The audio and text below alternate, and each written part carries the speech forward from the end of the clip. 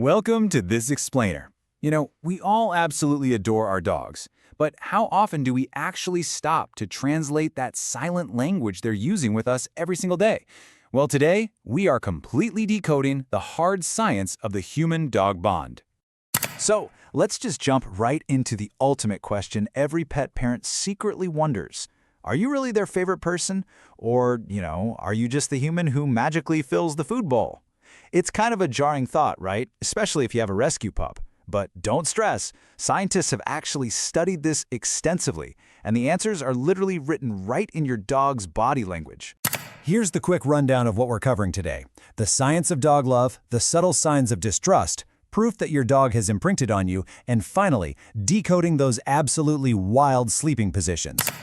All right, let's get right into Section 1, the science of dog love.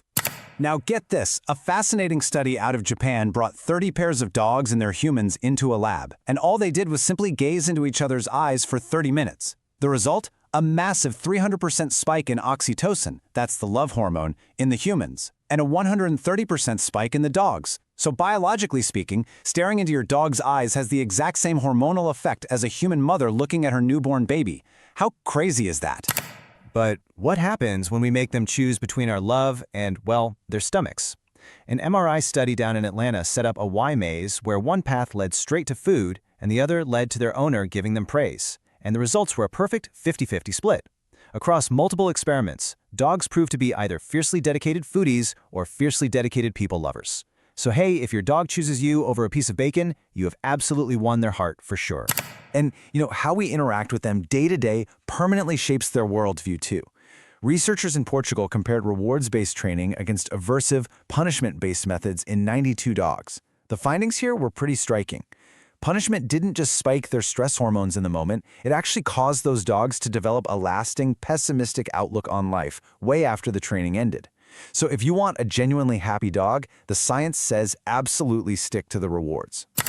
Moving right along to Section 2, subtle signs of distrust. We really have to pay attention to these subtle red flags. Hiding could just mean they're feeling a bit sick, sure. But if they purposely disappear the moment you walk into a room, they're actively choosing to avoid you. And refusing a treat, that is a classic sign of feeling threatened. Just think about how nervous dogs act at the vet. Also, if they avoid eye contact, they're not just ignoring you, they're choosing flight over fight to keep the peace. And my personal favorite, if they ditch you the second they finish eating, they might just view you as a giant walking vending machine rather than a trusted companion. Now let's talk about the tail.